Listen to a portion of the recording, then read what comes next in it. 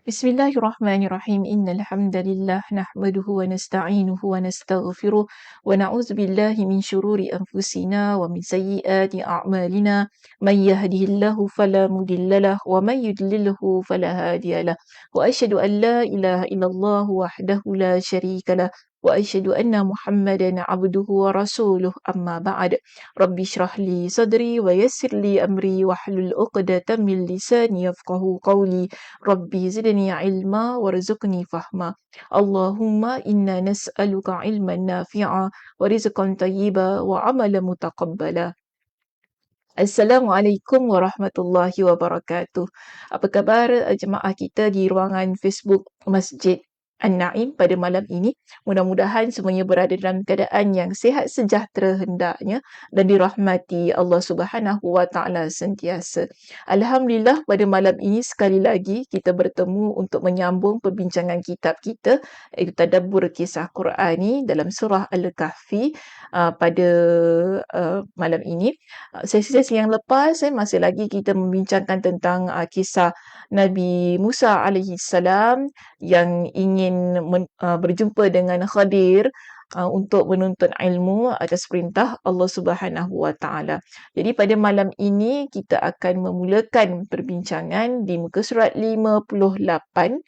Kita berada di bahagian kita yang kelima, okey.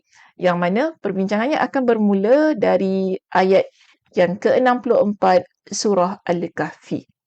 So kita dah bincangkan ayat 60, 61, 62 dan 63. Malam ini kita akan terus masuk pada perbincangan 64. Baik, surah Al-Kahfi ayat yang ke-64 Allah Subhanahu wa taala berfirman, qala dzalika ma kunna nabghi fartadda ala atharihima qasasa. Musa pun berkata kepada pembantunya, itulah tempat yang kita cari. Lalu keduanya kembali mengikuti jejak mereka semula. Ringkas, tetapi kita ada dua pengajaran penting yang boleh kita ambil daripada ayat ini. Yang pertama, iaitu pada poin kita yang ke-20 dalam kitab. Dalil diakui qafah sebagai bukti yang menghantar kepada maksud. Qafah itu boleh dijadikan sebagai qarinah, iaitu petunjuk, bukti yang menyampaikan kepada maksud. Jadi tadi bila kita baca surah Al-Kahfi ayat 64, Nabi Musa alaihi salam kata kepada pembantunya, itulah tempat yang kita ingin tuju. Setelah itu Allah pun ceritakan fartadda ala atharihima qasasa. Mereka pun mengikuti jejak mereka semula. Ini kita panggil sebagai qafah. Iaitu kita lihat jejak kaki kita, jejak tapak kaki kita kan untuk kita sampai ke tempat yang kita inginkan ataupun untuk kita mencari sesuatu yang mungkin hilang. Maka ini merupakan ilmu yang ada biasanya pada zaman dahulu pada zaman Nabi SAW juga popular ilmu ini yang kita panggil sebagai qiyafah dan dalam teks ini menceritakan kepada kita tentang qafah itu wujud sebagai bukti yang boleh menghantarkan kita kepada maksud tujuan kita sebagaimana yang dilakukan oleh Nabi Musa alaihi salam itu tadi.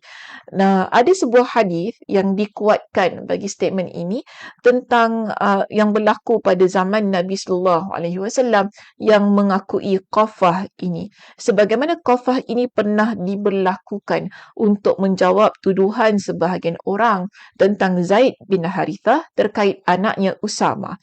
Kenapa ada orang yang kata Usamah tu bukan anak dia? Sebab apa? Mereka kata kerana Usamah tu berkulit hitam sementara Zaid berkulit putih. Jadi orang kata bapaknya putih, anaknya gelap. Gitu ya. Kadang-kadang mulut orang pun agak-agak kan. Jadi mereka ni mempersoalkan tentang warna kulit anak Zaid ibn Harithah ini yang mana anaknya gelap tapi bapanya putih.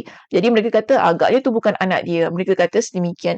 Jadi hal ini sebenarnya mengguris hati Nabi sallallahu alaihi wasallam kerana kedua-duanya itu ialah insan yang Nabi cinta. Jadi tuduhan yang melukai perasaan keduanya juga tidak disukai oleh Nabi SAW. Maka sebagaimana disebutkan dalam As-Sahihain, As-Sahihain di sini bermaksud ialah kitab Sahih Al-Bukhari dan juga kitab Sahih Muslim, bahawa pada suatu hari baginda SAW masuk menemui Aisyah radhiyallahu anha lalu bersabda, "Wahai Aisyah, tidakkah kamu tahu bahawa Mujazziz Al-Mudliji masuk menemuiku?" Lalu dia melihat Usamah bin Zaid dan Zaid yang tengah berselimut. Jadi bila Mujazziz ini, dia merupakan ahli qafah, iaitu orang yang pakar dalam melihat jejak ataupun kesan-kesan yang ada pada diri seseorang. Jadi dia nampak masa dia masuk rumah Nabi itu, dia nampak Usamah dengan Zaid sedang tidur. Sama-samalah anak dengan ayah tidur. Keduanya menutupi kepala mereka dengan selimut mereka. Tapi walaupun dalam keadaan yang kedua-duanya selimut muka kan, muka tak nampak, tapi yang nampak pada waktu itu hanya kaki saja. Nampak kaki. Biasalah kita kalau selimut kadang-kadang selimut atas, kaki terbuka kan, begitu keadaannya. Jadi Mujazziz ini dia nampak kaki Usamah dan juga kaki Zaid. Maka Mujazziz yang merupakan ahli qafah, orang yang pakar dalam melihat tapak kaki seseorang ni kan, untuk dia menjejak tapak tu, dia pun kata kaki-kaki ini berasal dari satu kesatuan. Maknanya dia kata, dia tengok kaki Zaid, dia tengok kaki Usamah, kan ni kan anak beranak tu kan, cuma ada timbul isu lah, orang kata sebab kulit mereka ni tak sama, dia orang kata mungkin bukan anaknya.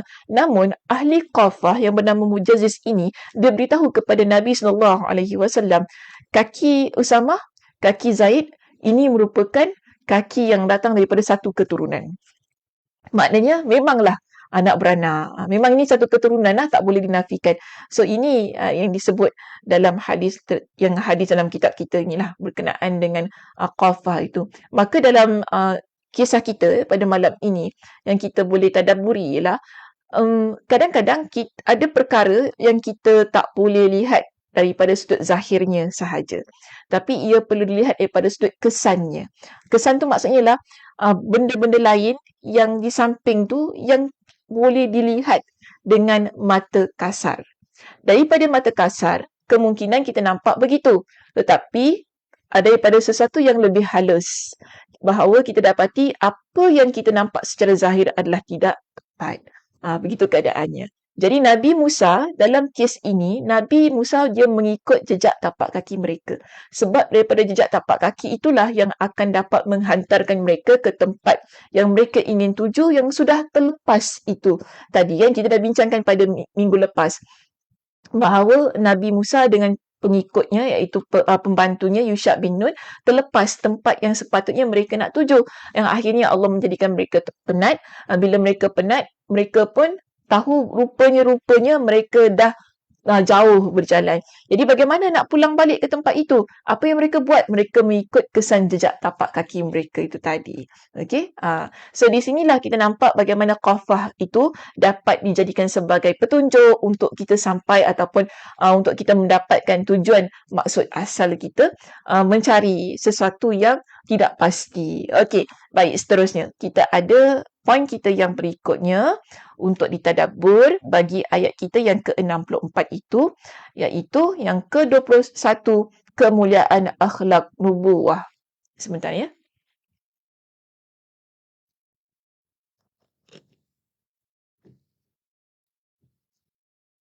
Baik, kemuliaan akhlak nubuwah.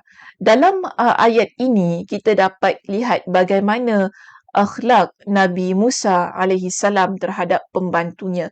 Dan saya kira banyak daripada ayat yang ke-60, 61, 62, 63 hinggalah kepada ayat yang ke-64 ini masih lagi menekankan tentang bagaimana sifat, sikap yang ada pada Nabi Musa alaihi salam terhadap pembantunya yang bernama Yusha bin Nun. So di sini kita nampak bagaimana di kalangan para ulama tafsir mereka melihat ayat ini merupakan ayat yang sangat membantu kita ni sebagai hamba Allah, bagaimana menyantuni orang yang berada di bawahan kita. Jadi inilah juga yang kita boleh dapatkan daripada surah Al-Kahfi ayat yang ke-64. Di samping apa yang juga telah kita bincangkan pada ayat yang ke-60, 61, 62 dan 63.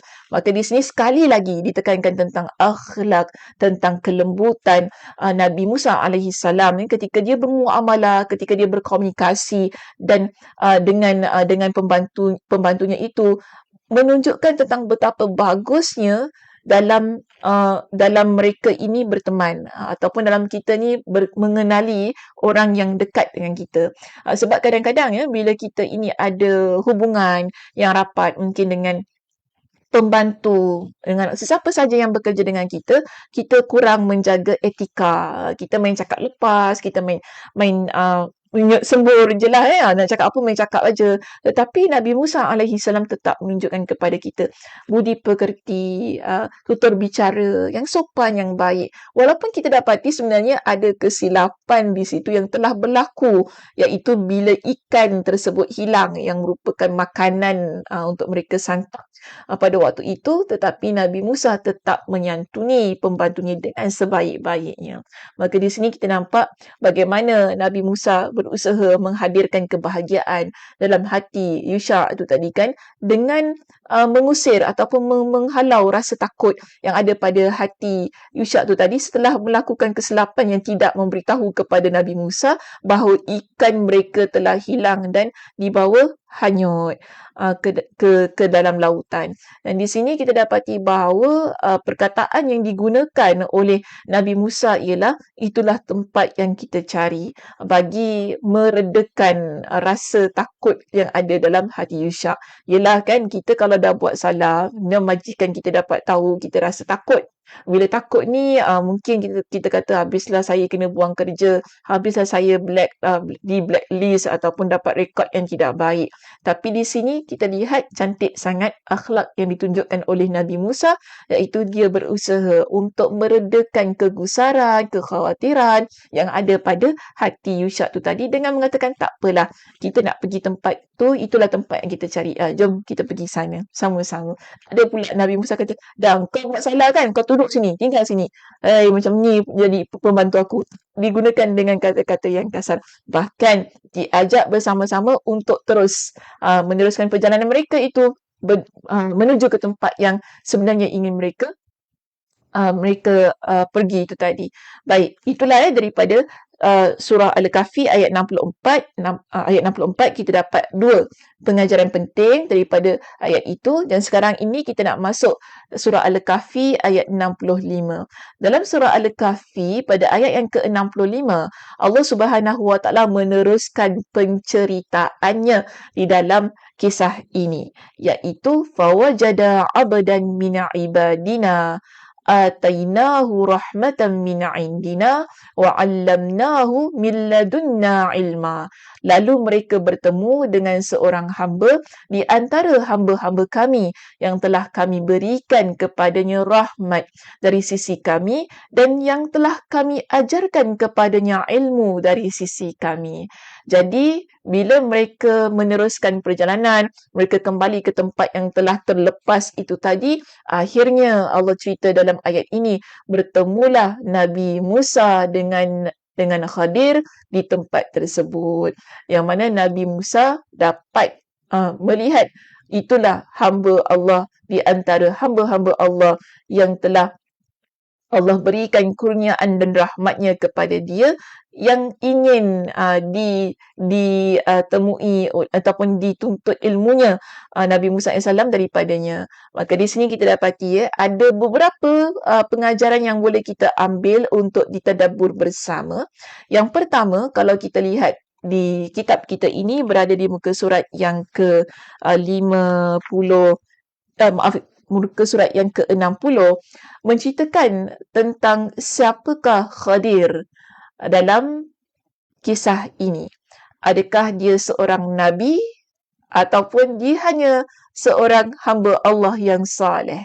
Baik, kalau kita merujuk kepada perbincangan yang dipaparkan oleh Syekh As-Sa'di rahimahullah dalam kitabnya, beliau menyatakan bahawa Khadir ini bukanlah seorang nabi. tetapi dia adalah hamba Allah yang soleh. Kerana apa?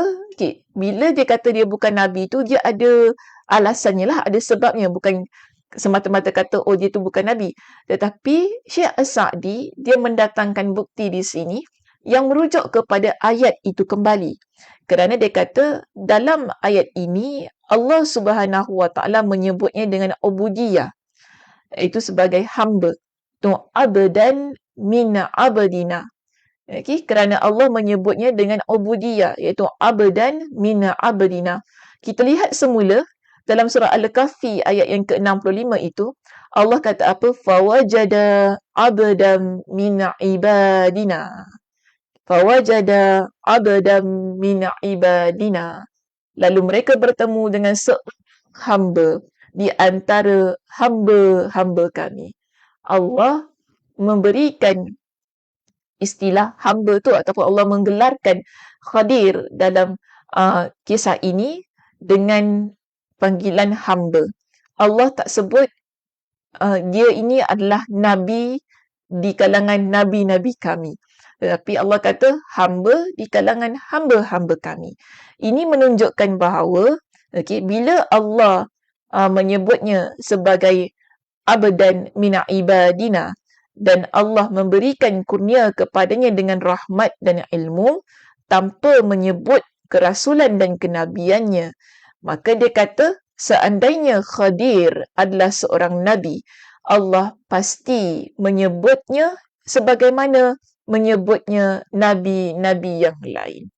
Jadi Allah tak sebut dalam teks-teks Al-Quran ataupun dalam firman-Nya bahawa Khadir ini dengan gelaran Nabi. Tetapi yang paling jelas pada ayat ini menunjukkan kepada kita Khadir itu disebut oleh Allah sebagai hamba-Nya. Di kalangan hamba-hambanya yang soleh, yang Allah berikan kepada dia dengan rahmat, Allah berikan kepada dia dengan ilmu. Yang Allah takdirkan supaya Nabi Musa bertemu dengan dia untuk belajar. Jadi ada pun firman Allah di akhir kisah, dan bukanlah aku melakukannya itu menurut kemahuanku sendiri. Tidak menunjukkan bahawa Khadir adalah Nabi, tetapi menunjukkan bahawa itu berdasarkan ilham sebagaimana yang berlaku kepada para selain para Nabi. Kepada selain para Nabi. Dan ini juga pendapat yang dikemukakan oleh Syekh Az-Zuhaili dalam kitab tafsirnya, kitab Tafsir Al-Munir. Maknanya bukan Syekh As-Sa'di sahaja, seorang sahaja yang berpandangan begitu. Tetapi kita dapati bahawa ada di kalangan para ulama tafsir yang lain memberikan pendapat yang sama bahawa Khadir ini bukanlah di kalangan Nabi, tetapi dia adalah hamba Allah yang soleh, yang Allah berikan kepada dia dengan rahmat dan ilmu. Yang melebihi hamba-hamba Allah yang lain. Okey, baik. Seterusnya, poin kita yang ke-23. Daripada ayat surah Al-Kahfi ayat yang ke-65 itu tadi, kita dapati bahawa ada dua jenis ilmu, iaitu pertama, yang Allah ajarkan kepada hamba-Nya, ada dua jenis. Pertama ialah ilmu muktasab. Kita panggil ia sebagai ilmu muktasab. Ilmu yang diusahakan, yang diketahui oleh seorang hamba melalui kesungguhan dan mencurahkan segenap kemampuan yang dan kemampuan. Maksudnya ilmu yang muktasab ini kita usahakan. Asalnya kita pun tak tahu ilmu tu bagaimana. Tapi kita masuk kelas, kita belajar. Kan? Yang menyebabkan akhirnya kita menjadi orang yang pakar dalam ilmu tersebut. So ini kita panggil sebagai ilmu yang kita usahakan. Kita memang tak menahu pun tentang perkara itu, tetapi bagaimana kita menjadi tahu, kemudian kita menjadi orang yang pakar, kita menjadi orang yang very expert, on that, dalam field itulah, dalam bidang tersebut, ialah kerana kita belajar, kita usaha untuk mendapatkan ilmu itu dengan bersungguh-sungguh. Jadi ilmu yang begini jenisnya kita panggil ia sebagai ilmu muktasab. Kita ada juga ilmu yang jenis kedua. Ilmu jenis kedua di sini disebut sebagai ilmu laduni, yang diberikan Allah kepada hamba-Nya. Dia tak perlu pun untuk masuk kelas, tak perlu pun untuk duduk, untuk belajar, untuk duduk examination, tak perlu pun. Dan dia pun tak perlu diberitahu kepada orang lain bahawa dia ni merupakan orang yang berilmu. Tetapi ilmu ini dia memang Allah berikan kepada dia. ilmu yang Allah Subhanahu Wa Taala berikan kepada dia tanpa perlu dia usahakan. Jadi ada ilmu yang jenis begitu. Ini sebagaimana yang Allah sebutkan tadi dan yang telah kami ajarkan kepadanya ilmu dari sisi kami. Terus Allah berikan kepada dia. Baik, Imam Ar-Razi dalam kitab tafsirnya menjelaskan tentang topik ini ataupun tentang poin ini. Dia kata, memberikan faedah bahawa ilmu-ilmu tersebut diraih dari sisi Allah tanpa perantara. Maknanya ilmu laduni ini diperoleh tanpa ada perantaraan. Bukan menerusi ataupun melalui seorang guru yang mengajar kita. Tetapi ia adalah ilmu yang diperoleh langsung daripada Allah Subhanahu Wa Taala yang biasanya disebut sebagai ilmu laduni. So maknanya adalah ya orang-orang yang begini yang Allah berikan kepada dia. Cuma dia mesti ilmu yang betul lah. Kalau ilmu yang salah, itulah nanti kan ia menjadi sesuatu yang mungkin menjadi perkara yang menyesatkan orang lain. So kita pun kena hati-hati. Ilmu yang pertama untuk konteks kita hari ini lebih selamat. Iaitu ilmu yang muktasab, ilmu yang diusahakan. Baik, kita lihat pada poin kita yang seterusnya, iaitu yang terakhir pada malam ini. Urgensi sifat sayang guru, okay, yang diperlihatkan di dalam ayat yang ke-65 dalam surah Al-Kahfi tersebut. Itu dikatakan bahawa ketika Allah memilih seorang guru untuk nabinya, iaitu Nabi Musa, Allah memuji guru tersebut. Jadi dalam ayat itu Allah memberikan pujian pada guru itu, yang mana Allah kata bahawa mereka telah bertemu dengan seorang hamba di antara hamba-hamba kami yang telah kami berikan kepadanya rahmat dari sisi kami dan yang telah kami ajarkan kepadanya ilmu dari sisi kami. Di mana Allah mendahulukan kata rahmat daripada ilmu. Allah tak kata kami berikan kepada dia dengan ilmu terlebih dahulu, tetapi dalam ayat ini Allah kata bahawa Allah berikan kepada dia dengan rahmatnya. Perkataan rahmat didahulukan daripada ilmu untuk menunjukkan bahawa sifat istimewa seorang guru ialah memiliki sifat rahmat, iaitu sifat yang penuh dengan kasih sayang. Jadi pengajaran dan ilmu yang diajarkan oleh guru yang penyayang tentu lebih mudah untuk diterima dan bermanfaat.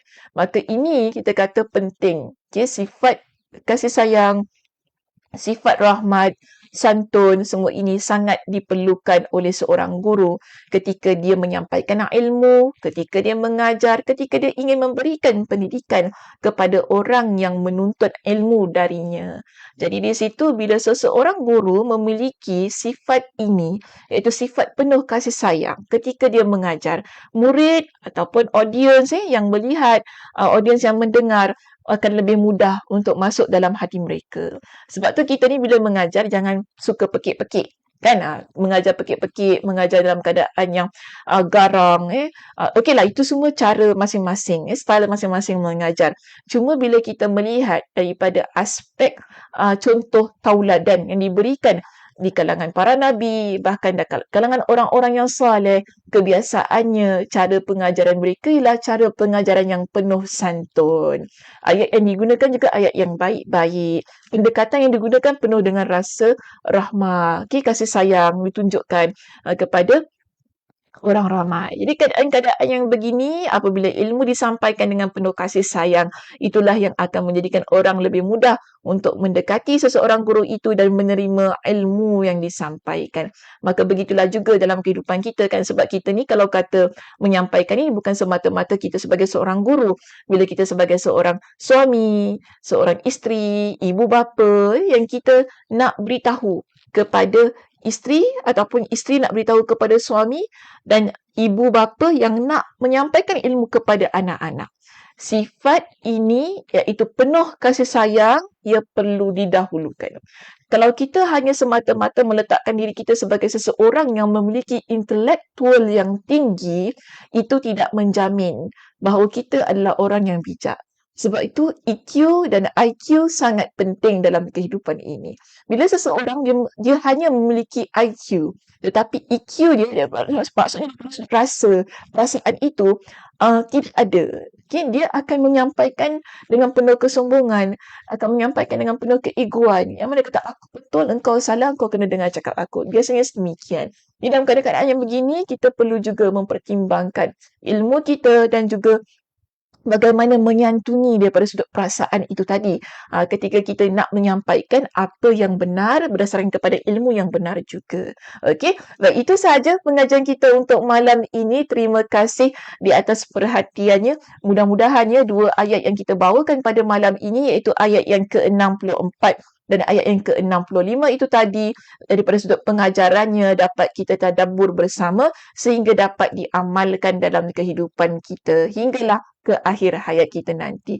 Baik, saya tutup dengan tasbih kafarah. Subhanakallahumma wa bihamdika asyhadu an la ilaha illa anta astaghfiruka wa atubu ilaik. Assalamualaikum warahmatullahi wabarakatuh.